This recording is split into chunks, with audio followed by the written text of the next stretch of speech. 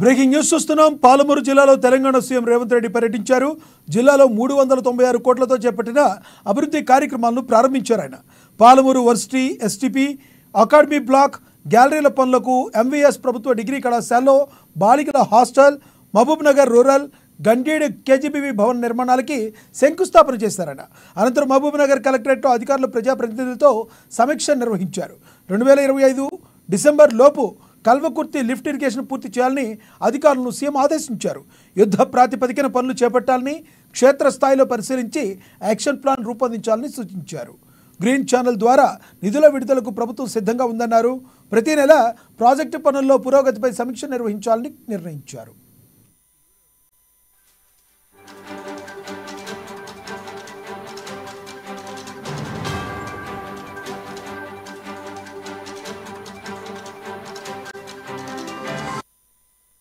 పాలమూరు జిల్లాలో తెలంగాణ సీఎం రేవంత్ రెడ్డి పర్యటించారు. జిల్లాలో 396 కోట్లతో చేపట్టిన అభివృద్ధి కార్యక్రమాలు ప్రారంభించారు. Palamuru varsity, STP, academic block, gallery పనులకు, ఎంవీఎస్ ప్రభుత్వ డిగ్రీ కళాశాలలో బాలికల hostel, Mahbubnagar rural, Gandeed KGBV భవన నిర్మాణాలకి శంకుస్థాపన చేశారు. ఇదే విషయానికి సంబంధించి మరింత సమాచారాన్ని మా ప్రతినిధి ప్రదీప్ అందిస్తారు. ప్రదీప్, చెప్పండి, మీ దగ్గర ఉన్న తాజా సమాచారం ఏంటి? లక్ష్మీనాథ్, ఈ రోజు ముఖ్యమంత్రి రేవంత్ రెడ్డి పాలమూరు జిల్లాలో పర్యటన నేపథ్యంలో పూర్తి స్థాయి జిల్లాకు సంబంధించి, ఉమ్మడి పాలమూరు జిల్లాకు సంబంధించి సమీక్ష సమావేశం నిర్వహించారు. ఏదైతే అనుకున్నట్టు సమయానికి 12:45కు ముఖ్యమంత్రి హెలిప్యాడ్ ద్వారా ఐడిఓసి సెంటర్కు చేరుకొని ముందుగా వనమహోత్సవంలో పాల్గొని మొక్కలు నాటారు. అనంతరం మహిళా శక్తి క్యాంటీన్ ప్రారంభించిన ముఖ్యమంత్రి మహిళా సంఘాలకు సంబంధించి 334 కోట్ల 2 లక్షల రూపాయల చెక్కులు కూడా పంపిణీ చేశారు. 396.06 కోట్ల అభివృద్ధి కార్యక్రమాలు శంకుస్థాపనతో కూడా చేసిన ముఖ్యమంత్రి అనంతరం ఏదైతే దీనికి సంబంధించి వైద్య ఆరోగ్య, ప్రధానంగా ఇరిగేషన్ సంబంధించి పాలమూరు జిల్లా ఏదైతే ఉమ్మడి పాలమూరు జిల్లా అధికారులతో పూర్తి స్థాయి ప్రజాప్రతినిధులతో కూడా సమీక్ష సమావేశం నిర్వహించారు. దీనికి సంబంధించి ఏదైతే జిల్లాలో పాలమూరు జిల్లాలో ఆర్డీఎస్ కు సంబంధించి ఏదైతే కర్ణాటక, ఆంధ్రప్రదేశ్ తో చర్చించాల్సిన విషయాలు, పరిష్కరించాల్సిన అంశాలను కూడా రూపొందించాలి. తుమ్మిళ్ళ లిఫ్ట్ ఇరిగేషన్ పూర్తికి ఏం కావాలో తయారు చేయాలి. ఆర్డీఎస్ పై కొత్త ప్రతిపాదనలు ఏమవసరమో కూడా ఆలోచించాలని కూడా సూచించారు. ఏదైతే జవహర్ నేటెంపాడుపై పూర్తి సమీక్ష చేశారు. అయితే రాజీవ్ భీమా లిఫ్ట్ ఇరిగేషన్ పై కూడా సీఎం సమీక్ష చేశారు. కానాయపల్లి R&R సమస్యలు తక్షణమే పరిష్కరించాలి. జిల్లాలో ఏదైతే R&R ప్యాకేజీ కింద ఎవరికైతే పరిహారం అందలేదో అవి పూర్తి స్థాయిలో ఏదైతే వల్లూరు, దండాపూర్ కానీ తర్వాత మరిన్ని R&R ప్యాకేజీ ఎక్కడెక్కడైతే ఇవ్వాలో అది పూర్తి స్థాయిలో లబ్ధిదారులకు ఇవ్వాలంటూ కూడా సీఎం ఆదేశించారు. అయితే ఏదైతే ఇందుకు అవసరమైతే గ్రామ సభలు కూడా నిర్వహించాలంటూ కూడా, ఏదైతే R&R నిర్మాణంలో ఇండ్లు, భూములు కోల్పోయిన వారికి కూడా పునరావాస కల్పనలో ఇక జాప్యం చేయకూడదంటూ కూడా అధికారులకు గట్టిగా సూచించారు. ఎలాంటి R&R సమస్యలు లేకుండా కోయిల్ సాగర్ ప్రాజెక్టు రిజర్వాయర్ పైన సామర్థ్యాన్ని పెంచడానికి కూడా పరిశీలించాలని అధికారులకు సూచించారు. ప్రస్తుతం డిజైన్ చేసిన ఆయకట్టును పూర్తి స్థాయిలో అందించేందుకు స్పష్టమైన ప్రతిపాదన తయారు చేయాలన్నారు. అయితే కోయిల్ సాగర్ కింద అజిలాపూర్, చౌదర్పల్లి, నాగిరెడ్డిపల్లి లిఫ్ట్ ఇరిగేషన్లకు ఏదైతే అవకాశాలు అంటే ఈ గ్రామాలకు సంబంధించి లిఫ్ట్ ఇరిగేషన్ ద్వారా ఏమైనా సాగునీరు ఉంటుందా అంటూ కూడా పరిశీలించాలంటూ కూడా అధికారులకు సూచించారు. కోయిల్ సాగర్ కింద ఏదైతే దీనికి సంబంధించి నీటి లభ్యత ఆధారంగా వీటన్నిటిని పరిశీలించాలని కూడా అధికారులు డిసెంబర్ 2025 నాటికి కోయిల్ సాగర్ ను ఎట్టి పరిస్థితుల్లో పూర్తి చేయాలని కూడా సీఎం ఆదేశించిన నేపథ్యంలో దానికి తగ్గట్టుగా ఇంజనీర్లు కూడా పూర్తి చేస్తామంటూ ఏదైతే హామీ ఇచ్చారు.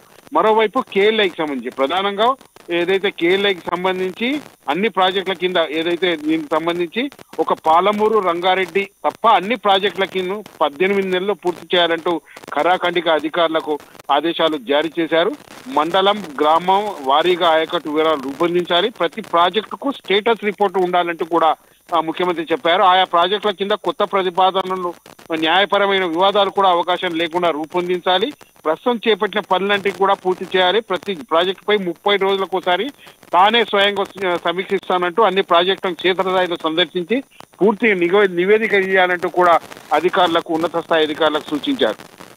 అయితే దీనికి సంబంధించి ఉమ్మడి పాలమూరు జిల్లాలో R&R ఏదైతే ప్యాకేజ్ కింద ఇప్పటి వరకు కూడా పరిష్కరించకపోయిన సమస్యలపై అధికారులపై కొంత సీరియస్ అయ్యారు. పూర్తి స్థాయిలో ఎందుకు చేయలేదు, ఇంతవరకు ఎందుకు జాప్యమైంది, ఎందుకు చేశారు, R&R ప్యాకేజీ కింద కానీ పెండింగ్ ప్రాజెక్టుల విషయంలో ఎందుకు ఇంత అలసత్వం వహిస్తున్నారంటూ కూడా అధికారులపై కొంత సీరియస్ ముఖ్యమంత్రి అయ్యారు. దీని నేపథ్యంలో అధికారులు పలు ఏదైతే సమస్యలపై కూడా ముఖ్యమంత్రి దృష్టికి తీసుకొచ్చిన నేపథ్యంలో అవేమి తాను సహించబోనట్టు ఇక R&R ప్యాకేజీల కింద కానీ ఏదైతే లిఫ్ట్ ఇరిగేషన్ల ప్రాజెక్టులపై కానీ ప్రాజెక్టుల ఎలాంటి అలసత్వం వహించినా తీవ్ర స్థాయిలో చర్యలు తీసుకుంటారంటూ కూడా ముఖ్యమంత్రి హెచ్చరించారు. దీనికి సంబంధించి జిల్లాకు ఉమ్మడి పాలమూరు జిల్లా అంటే ఉమ్మడి పాలమూరు జిల్లా 5 జిల్లాలతో పాటు అటు రంగారెడ్డి మరియు ఇటు వికారాబాద్ జిల్లాలకు సంబంధించి అధికారులు కూడా మొత్తం 7 జిల్లాలకు సంబంధించి అధికారులు ఈ సమీక్షా సమావేశంలో పాల్గొన్నారు. ఏదైతే నారాయణపేట, కొడంగల్, ఏదైతే కోజ్గి ఏదైతే ఎత్తిపోతల పథకానికి ఫస్ట్ ఫేజ్ కు సంబంధించి అమౌంట్ కూడా త్వరలో రిలీజ్ చేస్తాము, దాన్ని కూడా పూర్తి స్థాయిలో ఏదైతే పనులు ఆగకుండా చూడాలంటూ కూడా అధికారులకు చెప్పారు. మరోవైపు పాలమూరు రంగారెడ్డి ప్రాజెక్టు తప్ప మిగతా ప్రాజెక్టులు ఏవైతే పూర్తి స్థాయిలో 2025 వరకు ఏదైతే డిసెంబర్ వరకు పూర్తి చేయాలి, లేని పక్షంలో పరిణామాలు తీవ్రంగా ఉంటాయంటూ కూడా అధికారులకు చెప్పిన నేపథ్యంలో అధికారులు కూడా దానికి తగ్గట్టు హామీ ఇచ్చారు. అయితే ఉమ్మడి పాలమూరు జిల్లాపై ప్రత్యేకంగా ఏదైతే ఇరిగేషన్ పరంగా ఎటువంటి సమస్యలు రాకుండా పాలమూరు జిల్లాను రైతాంగాలను ఆదుకోవాల్సిన అవసరం ఉన్న నేపథ్యంలో ఈ ప్రాజెక్టుపై ముఖ్యమంత్రి సమీక్షించడం కూడా జిల్లా వ్యాప్తంగా కొంత హర్ష అయితే వ్యక్తమవుతున్నటువంటి పరిస్థితి. మరోవైపు ఏదైతే ఉమ్మడి పాలమూరు జిల్లా విద్యాశాఖపై కూడా ముఖ్యమంత్రి స్పెషల్ ఫోకస్ పెట్టినట్టు కూడా తెలుస్తుంది.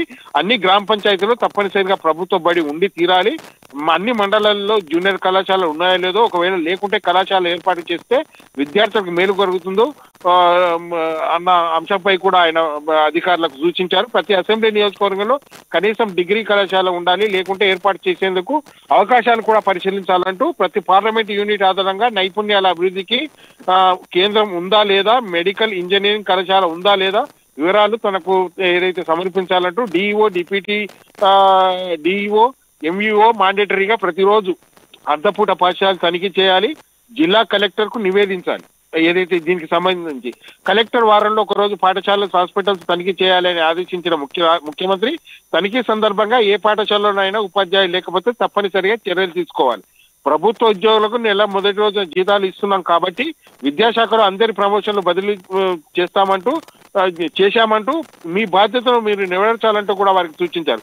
ఇకపై నేను కూడా ఆకస్మిక తనిఖీలు చేస్తానంటూ పై అధికారులకు కూడా కొంత హెచ్చరికలు ఓకే, థ్యాంక్ యూ ప్రదీప్.